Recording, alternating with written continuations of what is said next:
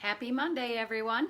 Hey, most of you know that know me know that I'm a Monday gal. I love Mondays. It's my favorite day of the week, and I'm glad to be with you here on this Monday. And actually, it's the first day of the month, too. So wishing you all a great month ahead and great results and great improvements in your organizations and your leadership. So today, I hope the little bit of time that I have with you is helpful as you continue in this month and do great things. We had a great question posed within the group about how do you validate leadership tactics. So the example was that, when you're putting in a standard for, how employees and leaders provide hallway etiquette, it might be pretty easy to validate whether or not that's happening. But what do we do about the leadership tactics, and how do we validate if those are happening? So that's today's topic. And so if you're here with me today live, please let me know there in the comments. Would love to know who's joining us live. And if you're watching this later, we're very glad that you take the time to review these videos at a later point in time so that you don't miss out on the content. So this topic of variation in leadership is really kind of central to this topic of how do we validate the leadership tactics. So, the whole reason why an organization would set standards for leadership tactics and train leaders to those tactics is that really what we're trying to do is create standard work around this is how we lead around here. And it's half of the approach to how we work with transforming entire departments or organizations is creating the standard of this is how we lead around here, and then elevating employee contributions through this is how we team around here. So also central to this topic of today and the question and answering it, I want to tee it up of where it fits maybe in a systematic process to determining even what leadership tactics you would even want to create a standard around.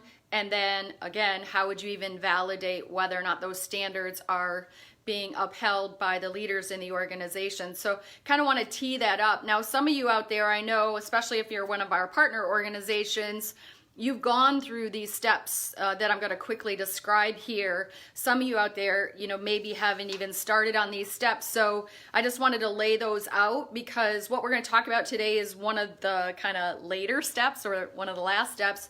Not that it's last and final, but it goes on and on and on.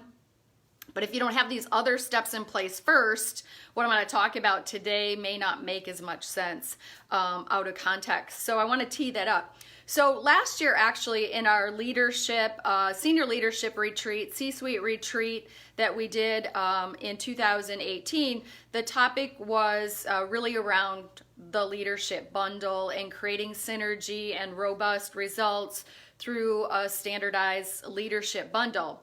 And in that C-suite retreat, really the topics outlined the steps for creating a leadership bundle. So I want to walk through just quickly those 4 steps. And in step number 4 is, the answer to today's topic.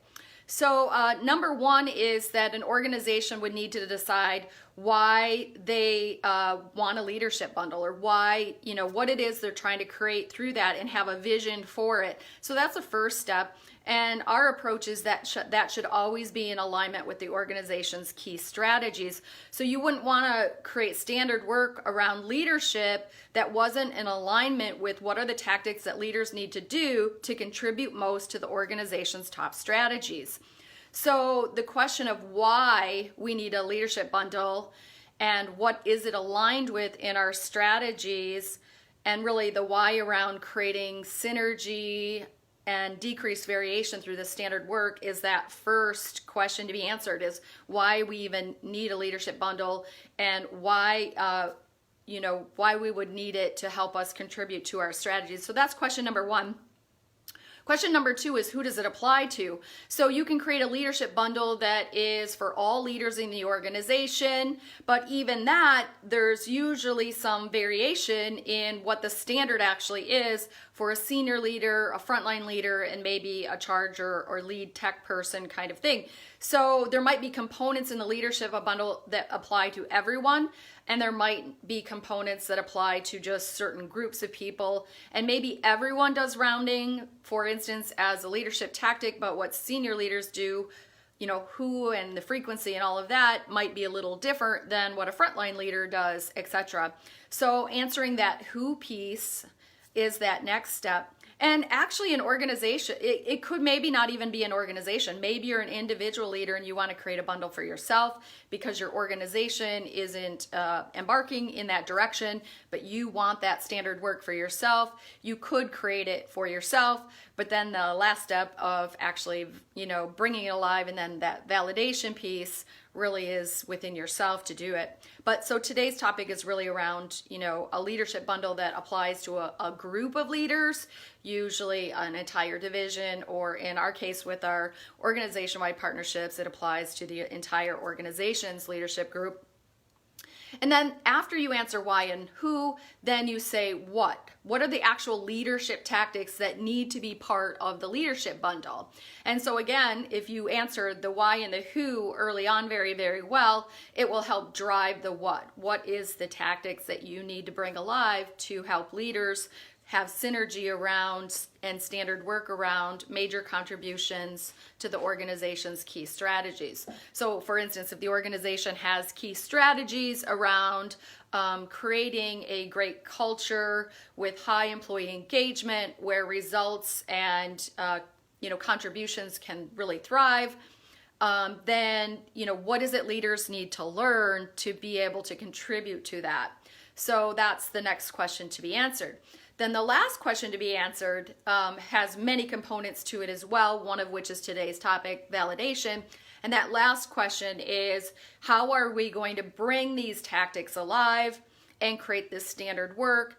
And anytime you do that, basically you're going through that diffusion curve of innovation where you have to get each individual to adopt the standard, that over time the majority and then everybody is adhering to that standard. But that is a process, right? And so there's many tactics that our partner organizations use to be able to, once they've decided why they need these standards, who they're going to apply to, and then what those actual standards are, then we need to bring them alive and keep them alive. And so there's components such as leadership training, and we have tactics for learn, do to help bring them alive. But, today's question is, when you introduce those tactics to your leaders as this is how we're going to lead around here, and you start training and mentoring, building up your leaders to those standards, how do you validate whether or not they've adopted that standard? I mean, that's the real question, because if you've done all this training yet nobody uses what you trained them, or you set the standard and you took all the time to do that, and then you trained people but they don't actually do what they learned, then you're not going to get the results that you desired from even introducing that standard and that tactic. So one part of that process, one of the steps within bringing and keeping standards alive, and this is true whether it's an employee standard or a leadership standard, is the tactic of validation.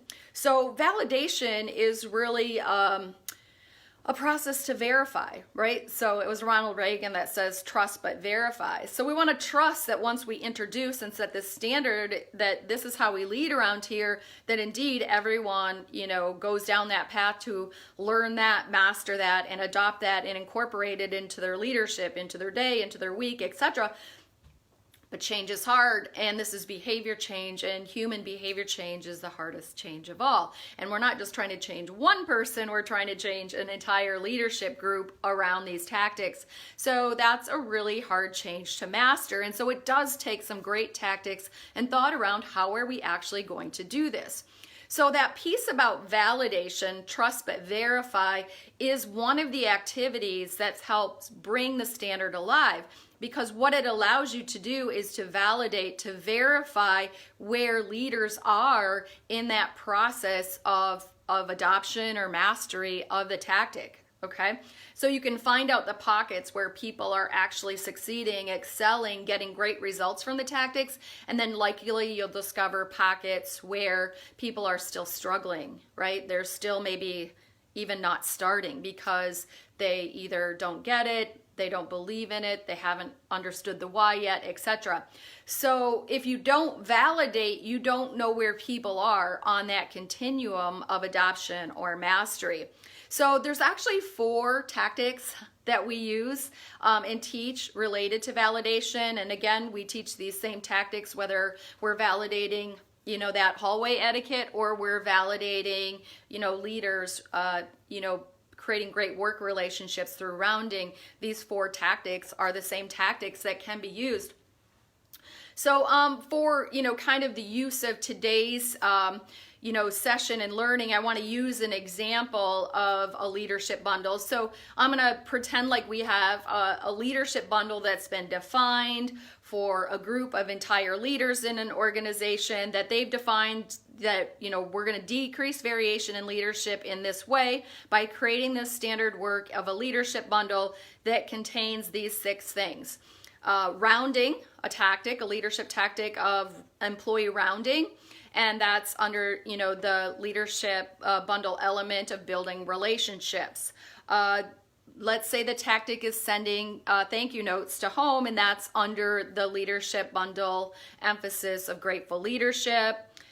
Creating quarterly action plans is a leadership tactic, and that's part of the goal cycle element in the bundle. It's updating communication boards, and the standard is every 2 weeks, under the bundle element of transparency. Maybe it's the tactic of feedback, compliment, coach, and correct, which is part of, you know, coaching and elevating individual behavior, performance, and contributions. And then maybe behavior-based panel interviews, which is under the element of selectioning, hiring, and onboarding. So let's say, you know, we have a bundle, and those are the tactics that we all agree we're going to get synergy around, decrease variation around, and we want all leaders to do this in the same way. And we set very specific standards in those earlier steps of what this means very clearly. I mean, because if you don't have that clearly delineated, then you can't validate it. So that's kind of the first message here, is that we can't use any of these 4 tactics if we haven't clearly set the standard of what it means. We can't just say leaders must round. We must be very specific of how often, with who, what kind of questions, what's the outcome we're trying to get, how do we document it, how do we follow up, etc. So creating those clear standards allows people to actually succeed with them, right? Because it's not gray and fuzzy. But again, if it's not clearly delineated in that earlier step, it's very hard to use any of these 4 tactics to validate. So what are these 4 tactics? Once those things are clearly defined, I'm going to use some examples that circle back to that leadership bundle that I gave an example of. So the first tactic that can be used to validate is data or surveys. So we have to think about, for instance, in employee rounding. So what data should move in a positive direction if leaders are consistently rounding with purpose and intent, right? So very purposeful rounding, they're building those relationships. What outcomes should we be able to measure? So we have to think about that in advance. What's the standard? And then what outcome are we trying to achieve by even having that tactic, and how can we measure that? So it's almost like any plan, do, study, adjust. You want to think about what's your aim? What's that measurement that should move? And so maybe it's a few of the questions on your employee engagement survey. And maybe you ask that annually, or maybe you do a pulse, you know, survey in the middle of the year asking those questions, or maybe you do some sort of, you know, continuous monitoring or whatever of employee engagement, or quarterly monitoring of that. So you're really looking for what is that data element that if, you know, more leaders are actually doing this to standard, what metrics should go up? Maybe it's a top box metric around employee engagement or relationship with leader. If you look in each of those questions on your specific survey, you can start to correlate which of the data should move. So that's one way to do it, is to really think about where the data in the surveys are. You know, it could be as simple data as this. At War Memorial Hospital, when I was a leader there, and David is the CEO there, he still is. And, you know, one of the things, I bet he still does it today. Maybe if you're here for War Memorial Live today or watching this, you could comment in the the comments, but what I remember of David when it came to rounding was whenever he received rounding documentation from me as a senior leader or any of the frontline leaders, he had a yellow legal pad in his office right next to his desk. It was the first thing he did every day was read rounding. And if he got a rounding from Sue, he put a check mark by my name. If he got a rounding from Jane, he put a check mark next to her name, etc. And then monthly at our monthly leadership meeting, he would bring that legal pad to the meeting and he would say, these are our top people that are rounding. And then also, maybe even mentioning, there's 8 people here that I haven't received a rounding from in the last month, and our standard is once a month or whatever it is. So, it let you know that it was trust but verify, right? Is it even being done? But then I think, really data needs to not just speak to the quantity of the volume of the tactic of how frequently it's being done, but what outcomes are you getting for it? So some thought has to be put into this, right? Some real thought has to be put into what data. The next tactic we could use is something, that I would just label observation. So this is kind of that show me tactic.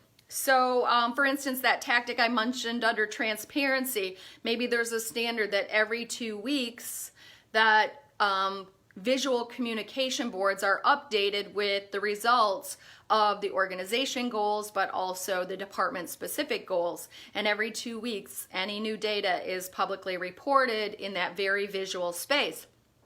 Well, if that's a standard for all leaders to make sure it happens, they might delegate it or otherwise, but it has to be done.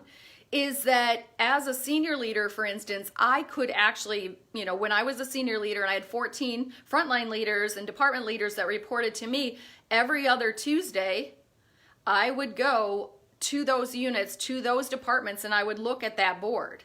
And I could verify, right? I could validate, is it up to date? And if it's not, then I could, ask my leader what got in your way this week of updating that communication board. Or if it was updated and great, I could, recognize them for that and give them positive feedback. So that observation or show me is one way to do it, okay? So that's the second tactic, is to actually go and see and observe. Another tactic you can actually use is rounding. So rounding can be used as a validation tactic. We teach this in the patient experience in nursing with those teams, is how to do validation right with the patient and ask the patient if those employee tactics, those employee solutions are actually reaching the patient. So that's the most common area that we use validation rounding. However, it can be applied to leadership tactics in the form of employee rounding. So let's say I'm a senior leader, I'm a chief nursing officer, and I have, 8 nursing leaders that oversee 8 nursing departments that report to me, and I want to validate whether or not they're adhering to the nursing bundle. Well, I could look at the data, I could do those observations, but what I could also do is do employee rounding, a form of employee rounding where I could meet one-on-one in purposeful rounding with employees in those departments and ask questions specifically to what's working well with rounding, what's working well with transparency. Tell me about the last time there was a great safety catch, or something you reported safety-wise to your leader through rounding, and what was the follow-up that was done to that? So I could start asking very specific questions in a form of employee rounding to be able to validate. And we do this sometimes when we come on site to reassess our partner organizations, is, we'll be rounding with employees and we'll be asking or doing focus groups with employees in a form of rounding questions in group or individual and asking them about that. And if they say, I've never gotten a thank you note from my leader, or I didn't know my leader wrote thank you notes, or, I don't even know what rounding is. My leader's never met with me in a one-on-one way that sounds anything like what you're describing, etc. So rounding is another tactic you can use.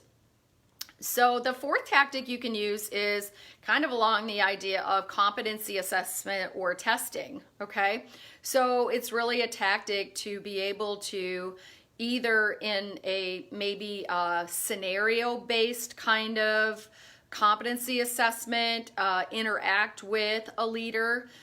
So for instance, if it's related to rounding, I might say to a leader, pretend I'm your employee and go through your rounding with me as if I'm your employee. I want you to go through it just like I'm one of your employees, and then me as the leader, I'm going to validate and give them feedback as to how that, how they did with that.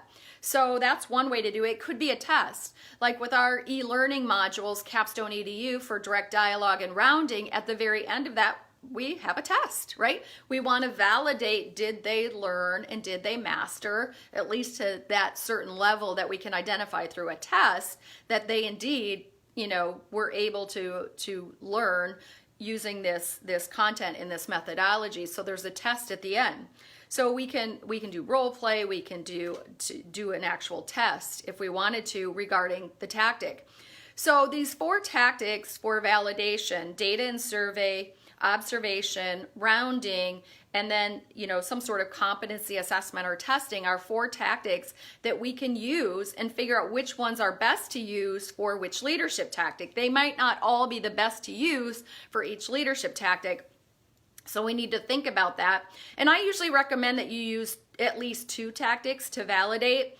One that's more objective and one that's subjective. And that's just, something that I've learned over time and study adjust of, all sorts of changes, is that, we should look at the data piece of it. And I think there should be that objective piece of it. But I think sometimes, we learn a lot through the subjective things like employee rounding or observation kind of things.